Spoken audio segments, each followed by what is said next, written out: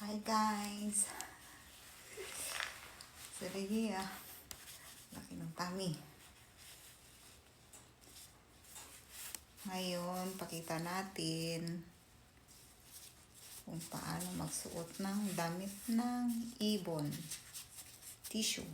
Isang pirasong tissue. Tapos yung damit niya. Tapos, lagyan mo lang siya dito sa pasok mo siya sa ano. Para pag umipot siya, masasala sa tissue. Happy? Tika. Happy. Oops. Tagal mo lumapit. Ito na siya. Happy.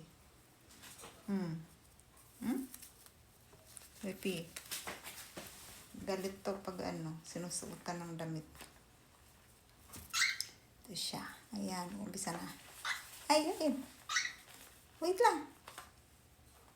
Ayan. Oh.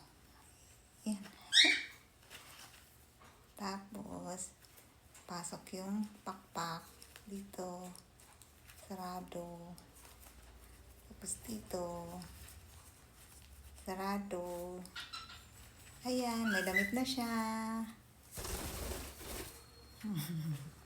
Ayan. Hindi ka na mag-worry sa ipot. Bye-bye.